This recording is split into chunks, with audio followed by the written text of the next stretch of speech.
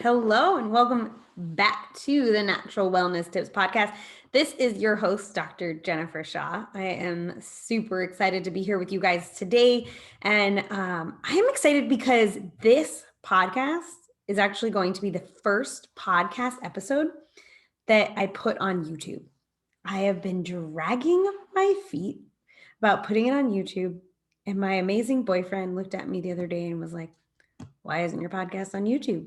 And I was like, "That's a great question." He's like, "Well, I don't open podcast platforms. I listen to my podcast on YouTube, and you should put yours on YouTube." And I was thinking, yeah, absolutely. Why do I not have it up here? So this is the first episode going on YouTube. And from here on out, we'll be on YouTube, iTunes, Spotify, and all the things. Um, we're going big here. We're going to share on a bigger platform, and I'm super excited about it.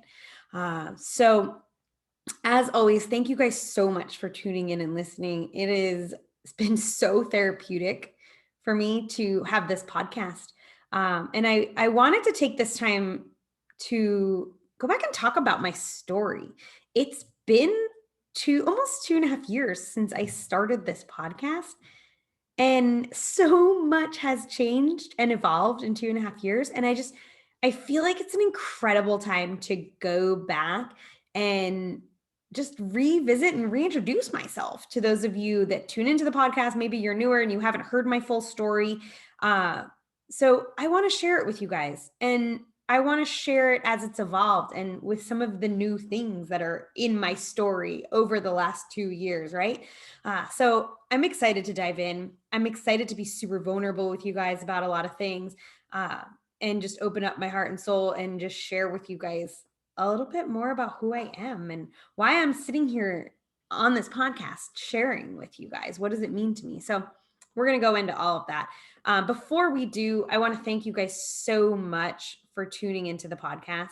I truly enjoy sharing, and I love hearing from you guys what you like, what you don't like, what you're getting out of the podcast, what topics you want me to speak on. It's amazing. So if you haven't connected with me on Instagram, hit me up, Natural Wellness Tips, send me a DM, say hello.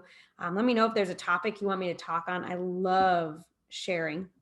Um, and then also, make sure you head over to the website. You can go to Dr. Jennifer Shaw. Um, I launched at the beginning of February my membership program, something I've been dragging my heels on. My No BS Wellness community is a incredible community that is filling up with amazing people who are looking to get healthier, one healthy habit at a time. In there, you get my success download. You get my weekly guidance towards that habit. We're going to start incorporating yoga classes here at the end of the month. Will be the first one. So if you want my yoga classes, you actually have to be a member from now on because I'm not going to be putting them anywhere else. It's just for my members. You get my downloadable meditations. All of these are going to be stockpiled in there for years to come. There's so much value. And as I build this membership out, guys, the intro rate is only $22.22. It's amazing. You get a monthly call with me, weekly tips, the download, my moon circles. You get so many amazing things. So head over to the website, drjennifershaw.com/membership options, or just go to drjennifershaw.com and you can find membership at the top of the page. You can click down below in the details to find the link to that. I'd love to have you guys in the membership. That price of $22.22 is not going to stay around, but if you lock in at that price, you get to stay at that price. I mean, so much value. My previous clients have all jumped in on this because they're like, "Wait, what? How much? I get you for what?" So get over there, join the community, join the conversation. It's been so much fun so far. So let's really dive into the topic of me. Who doesn't like to talk about themselves, right? So here we go. We're going to chat. We're going to chat about my story. And I hope that as I share this, there's things along the way that you can relate to, that you can get knowledge from and gain experience from. But, growing up, I grew up in New York. I had a great family. I have an older brother, a younger sister. We had a lot of fun. Grew up on 8 acres. We fished, we hunted, we camped, we did all the things. It was a really great childhood. Every childhood has their things and things that we look back on that have molded us into the people that we are today. And definitely I had those as well, but I have two amazing, loving parents, and I did well. I checked all the boxes, and for years that was kind of what I thought I was supposed to be doing, checking the boxes. So, I was the straight A student, I was the honors student, the varsity cheerleading captain, the prom queen, but I had my edge. I dated the drummer in the band with the tattoos, and my dear Dane, I miss him so much. He's not with us anymore, and I learned so much from that first love, and I finished up high school and I went off to college because that's what I was supposed to do, and did 4 years, got my bachelor's in health science, and then I started right away my doctorate in physical therapy. As I was moving through college, I worked for National Cheerleading Association, and I was a professional cheerleader. And it was so much fun. I mean, come on, you get paid to cheerlead. It was the greatest thing. So I had a great time, and I worked my way through physical therapy school. As I was finishing up physical therapy school, I moved out to San Diego. My dream, I always wanted to live out here. And I got out here, finished PT school. I got my dream job. I wanted to work in the city, Encinitas. And I got an outpatient job at a clinic and was working with the clientele that I wanted to be working with. It was amazing mentorship at the clinic. It was great pay. I was so happy. Everything I'd worked for was paying off. And 3 weeks into my career, I was riding my bike in the morning before work, and I got T-boned by a car.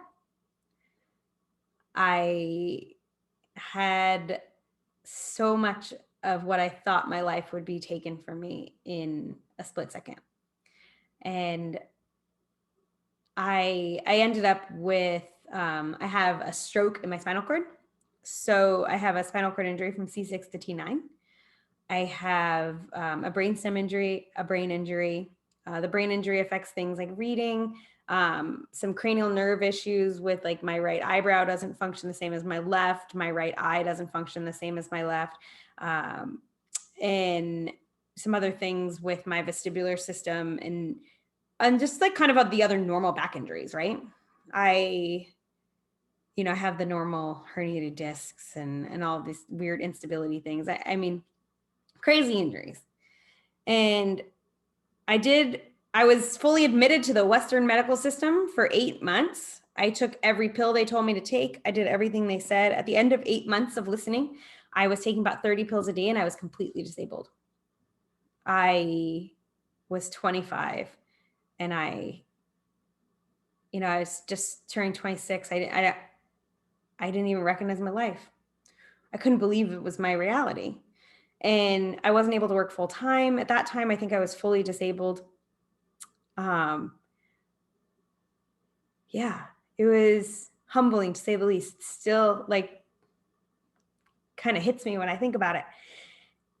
And I remember sitting across from the head of neurosurgery for one of the medical systems here in San Diego. And he looked at me after spending an hour with me, and he was like, "There's nothing I can do for you. You are lucky to be alive. I don't know how you're not paralyzed. I don't know how you're not dead." He's like, "So I think you should just be really grateful that you get to take Vicodin every day." And I was grateful. I was grateful that I was alive, but I was also frustrated that in my mid-20s, I was gone from being a professional cheerleader to I had to decide if I could do laundry or cook dinner because I couldn't do both. It was very humbling and very hard for me. And on the outside, I looked pretty normal. And nobody really understood what I was going through, including my partner at the time. I had to change fields. I left the outpatient clinic. I started working in the school system, and it was great work, and I was good at it. I was really good at it. But it wasn't fulfilling to me. It wasn't what I wanted to be doing.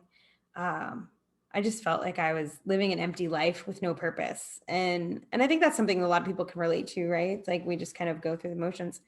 And that day that the doctor told me I'd be on those medications for the rest of my life, I went home and I cried. It was actually my dad's birthday. It was kind of funny. I'll never forget the date, April 26th in 2010. I went home and I cried.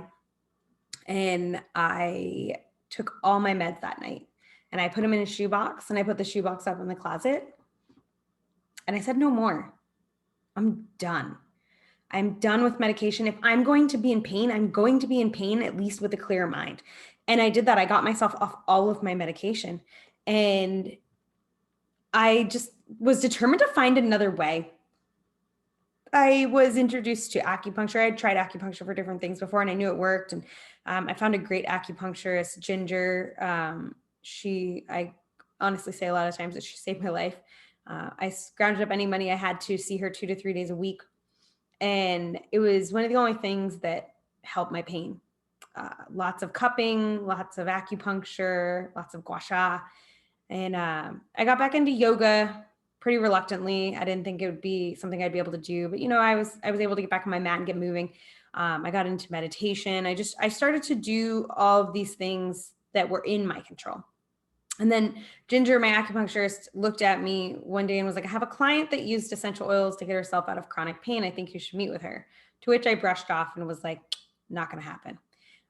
She kept asking me, and she's like, you have to meet her. And I was like, fine. So I met her, and Rachel Short, she's still a friend of mine. And I remember sitting across the table at the coffee shop from her, and she's telling me all these things that are going to like change my life, and give my body all the support. And I was like, it's not going to happen. But here's the thing. You're asking me to spend $150 and you're telling me my life's going to be changed. Let's go. I'll do it. I'm going to show you they're not going to work. And that was when I was introduced to doTERRA. And I tried doTERRA. So I started with frankincense. I started using frankincense under my tongue. I would just take it and kind of pop a drop under my tongue every couple hours. And then I started taking Deep Blue rub and putting it all over my back. And I would do that like every half an hour. Because mind you, at this point, I'm living in about a 4 out of 10 pain every morning when I wake up, going to bed with a 7 to a 9 out of 10 pain. I am in severe pain. And, coupled with the yoga, coupled with the acupuncture, my body just started to feel like it had what it needed. It had the support it needed, and it started to feel better. I started to move better. I started to have less aches and pains. I started to feel more like myself emotionally. And then I added in the Lifelong Vitality Pack from doTERRA, and wow, it was like my body finally had the nutrients that it needed. It was able to work through what it had been dealing with for years. And God, I felt like myself again. It was amazing. And I remember Rachel, she comes up to me a couple months later and she's like, you should do this as a business. And I was like, never, not going to happen. Don't even talk to me about it. At this point, I'm a yoga teacher. I'm working 2 physical therapy jobs because I couldn't quite do like full time. It was like weird how I had to like piece my hours together. And, and I started to like figure my life out. And I started to realize that like everybody needed these oils in their homes. Like everybody needed to be using them. They were amazing. And I started helping friends with them, and I started getting paid for it. And I was like, maybe I should look into this more. And I began my doTERRA business. And like a good New Yorker, when I dive into anything, I put all my energy into it. And, I was still with the same partner I had been dating for 1 month before I got in that accident. And, I had started my business. We've been together now for like 6 years.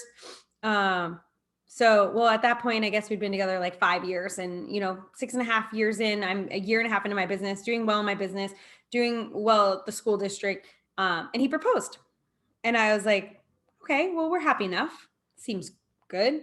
That's what I'm supposed to do next, right? Supposed to get married. I'm a box checker. I'm a recovering box checker. I don't check boxes anymore. But yeah, we got engaged, and that was just the next step, right? So we planned our wedding, we got married, and I remember coming home from my honeymoon and being confronted with life and realizing that something had shifted in our partnership. It felt like an ownership instead of a partnership. And when I look back at the patterning, there was so much that I missed that was just not healthy about the way that we communicated the way that I felt. I'm sure there are things that he didn't feel right about. We just weren't a good match for each other. And I felt like as I grew and as I evolved and as I stepped into my personality again, into my strength, my empowerment, my business, I felt like he was threatened by that. And he kept trying to, I think subconsciously pull me back down and make me smaller. And, you know, it was probably fear of me leaving him or things. And, but I just remember feeling like I had to walk on eggshells. I wasn't able to be myself. Whenever I reached a big business goal, he'd celebrate with me in the moment, but then it felt like he would sabotage me after, make me feel guilty for working after. Like, you know, when is it going to be good enough? You're always pushing for the next thing. Meanwhile, I was trying to recover financially. And just, yeah, it was really not healthy. it was not healthy. And I don't think he is, I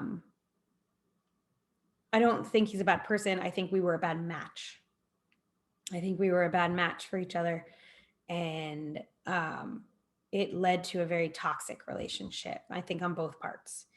And I got to a point where I felt like a complete lack of control in my life. I felt like I felt like I couldn't breathe. I felt like everything I did was judged. Everything I did was dissected, and I was wrong at everything.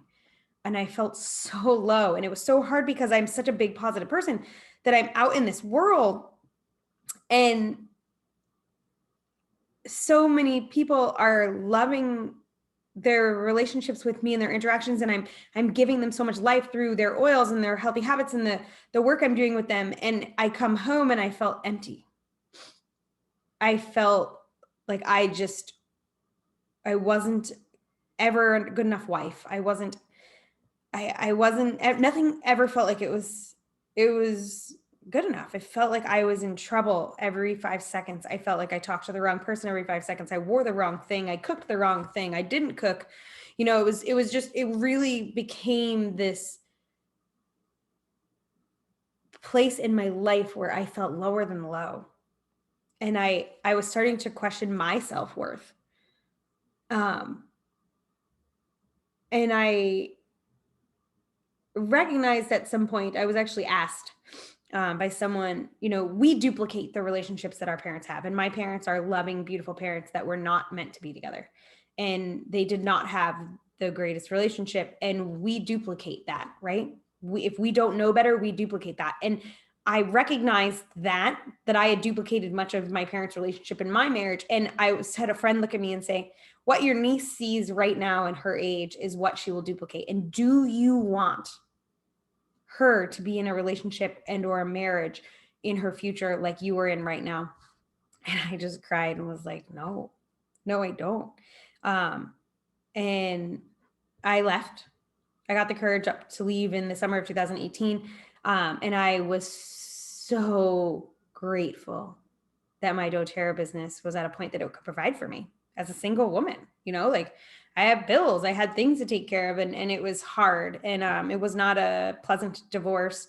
And there was a lot of trauma around it, and subsequently a lot of healing that needed to happen, right? But I left. And I think that's something that I need to be proud of myself for, is I did leave, right? And so many women don't or can't. And I used to say, like, God, I don't understand why a woman wouldn't leave if she was in an abusive relationship. And it's because when you're in it, you don't know you are. You won't admit you are. Because when you admit you are, you have to do something about it.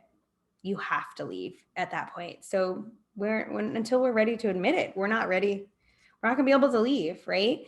So I'm proud of myself that I left. And in that first year, there was a lot of crying and a lot of wine and just a lot of staying busy, a lot of avoidance, right? I felt lost. I didn't have any idea anymore what I wanted in my life. And it was a year after I left that I decided, it was just literally 2 days shy of a year after I left, that I decided to not drink for 6 months. I was just going to give it 6 months. 6 months, do some processing, do some healing. And I needed something to fill my time. And I wasn't like a heavy drinker, but I would drink 2 or 3 glasses of wine a night. I just, I would, if I was sad, I would drink. If I was happy, I would drink. If I was frustrated, I would drink. If I was pissed off, I would drink. If I was lonely, I would drink, right? Like just pour another glass of wine. Like that's what it was. And, I had to find something to fill my time. And I found acro yoga at that point. I was like, oh, this is kind of like cheerleading. This is fun. And I met new friends, had new hobbies. And you guys, if you follow me on social media, you know I love my acro. What I've been able to learn and accomplish thanks to my incredible friends in a year and a half is nothing shy of amazing to me. I can't believe that a year and a half ago I didn't even do acro yoga, and now the things that I can do are amazing. And I couldn't have done that without my new friends and these people that have become family to me. And it's so powerful. So just getting into a community where drinking was not the normal, and we were hanging out, we were doing healthy things, and we were doing handstands, and God, just, I'm so grateful for the people that have come into my life through that community. Some of my dearest friends, honestly, even my amazing partner. But, I was sober then for 6 months. I did the 6 months, and I got to the end of 6 months, and I was in Park City with my mom, and my stepdad. And my mom was like, so you're at your 6 month mark. Do you want to get your favorite bottle of wine? And I just looked at her and I was like, no, I'm good. I'm fine. You guys enjoy your wine. I don't need to drink right now. And I wasn't sure when I was going to start drinking again. And now, actually this week I'm recording this, right? This airs next week. But this week, as I'm recording this, I am 20 months sober. And I have zero desire. I mean, yes, sometimes I have the desire to drink, but I will not drink. I don't know if I'll ever drink again, honestly. I have to ask myself at this point in my life, does this add anything to my life? Does this activity make my life better? Does it help me reach my goals? And drinking does not. Drinking tea does. I love my tea. But drinking does not. And that's my personal choice. And I've decided that at this point, alcohol doesn't serve me and I don't drink. So, as I moved through my sobriety, I got my own space for the first time in years. And I began to get comfortable being myself, being by myself, being alone, like figuring out what I wanted to buy for my place. How did I want to decorate it? Like, what do I want in my home? Like, I just got to figure out who I was again. And a friendship that I had at this point kind of circled back into my life, and we had kind of hung out at different times, but he was in a relationship or I was in a relationship, or, I don't think we looked past our friendship, or at least I didn't in the beginning, probably because he wasn't ready for him. And then, it circled back around shortly after I got my new place. And it's probably like 6 months after that, 5 months after that. And we connected, and I did what I felt so scared and uncomfortable to do. And I let him know how I felt. And it was like one of the easiest and scariest things I've ever done in my life. I wasn't looking for a partnership. I wasn't looking for a relationship, but I knew in my heart that this man was my soulmate. Like, this is who I was supposed to spend the rest of my life with. And all I had to do was put it out there. And if that's not how he felt, then that's okay, but it's how I felt. And I'm just super grateful that I spoke my truth. And I'm so much even more grateful that he felt the same way. Now I'm 8 months into the rest of my life with my amazing partner, Owen. And I'm just so excited about the things that we have coming up. And it hasn't been easy because I have so much trauma in my past, and so did he. And we made a commitment to each other at the very beginning. God, it was like 2 weeks in. I told him we were having a hard conversation, and I told him, I was like, I'm not going anywhere.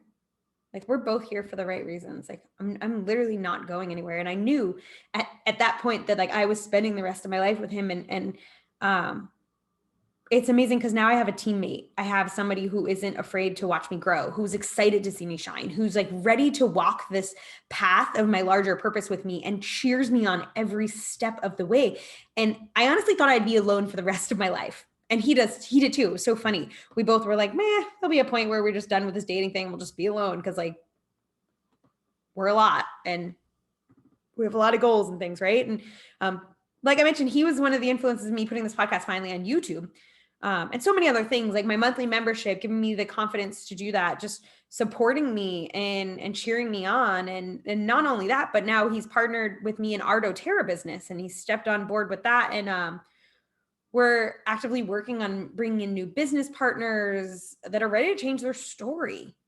We're helping people create their dream life alongside us as we create ours.